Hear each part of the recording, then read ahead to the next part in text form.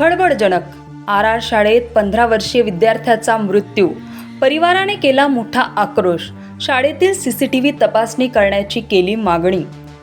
शहरातील आर विद्यालयात खेळत असताना अचानक जमिनीवर पडल्याने 9वीच्या विद्यार्थ्याचा मृत्यू झाल्याची धक्कादायक घटना काल दिनांक 11 रोजी दुपारी 3:30 वाजेच्या सुमारास घडली.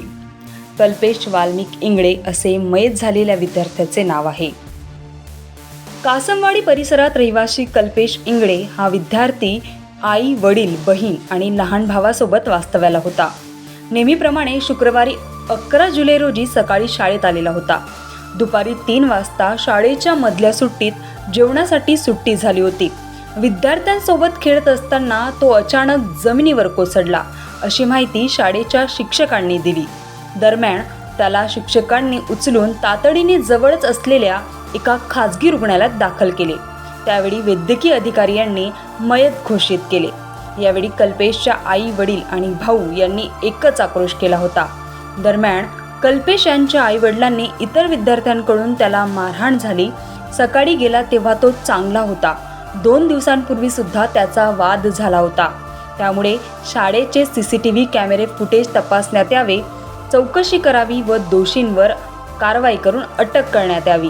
त्यानंतरच मृतदेह ताब्यात घेण्यात येणार असल्याची मृत कल्पेश यांच्या कुटुंबियांनी व्यक्त केली आहे. कल्पेश यांच्या पश्चात आई शीतल, वडील, एक भाऊ वेदांत आणि एक बहीण प्रगती असा परिवार आहे. या प्रकरणात आता प्रशासन कुणावर कारवाई करते हे बघणे महत्त्वाचे राहणार आहे. अशाच बातमी बघण्यासाठी आत्ता जळगाव मिररला सबस्क्राईब करा.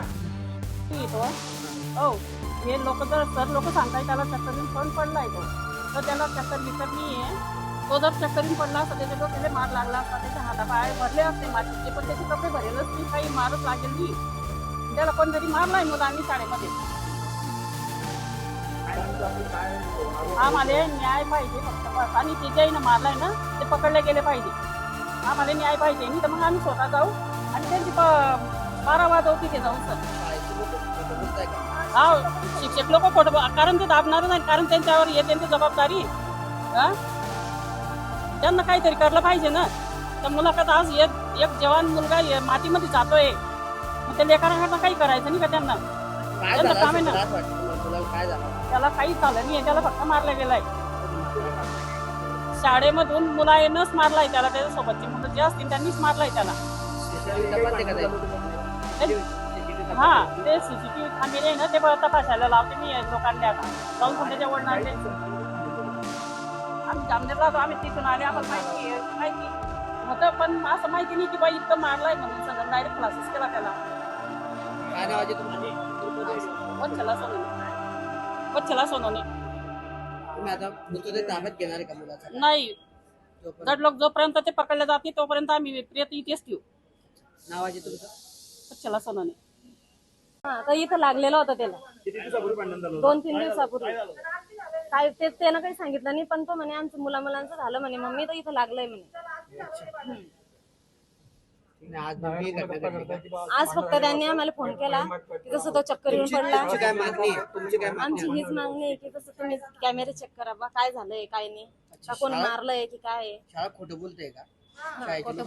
खोटं बोलताय की काय, तर मग ते सगळं उघडकीस. काय झालं असं वाटतं तुम्हाला? नेमकं काय झालं असेल? मागच्या वेळेस जेव्हा पडला होता ना, त्याला लागलं होतं. आता तो पडला तर लागलेलं कुठेच नाही. मला सांगा वाटतं बाकी काही नाही. बरं, काही भांडण वगैरे झाले तर पण आज काही कळतंय का? शाळा सुटल्यानंतर मुलगा परत येतो की भांडण झाले आम्ही तर नव्हते. मुलं सांगताय बाहेर मुलं सांगत होते. हा, कारण टीचर लोक तिकडे सर्वे दप्तर पण शाळेत जाऊ. माझा मुलगा सकाळी ना जेवण करून गेला होता, व्यवस्थित गेला होता, काहीच नाही दुखत होतं, काही नाही, रात्री पण काही नाही होतं, सगळं व्यवस्थित होता. आणि सकाळी व्हॅन मध्ये पण गेला ना तो व्यवस्थितच गेला, पूर्ण तयारी करून सर्व व्यवस्थित गेला.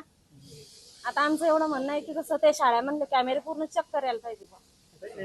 शाळेतून कधी फोन आला आणि नेमकं तुम्हाला काय सांगण्यात आलं?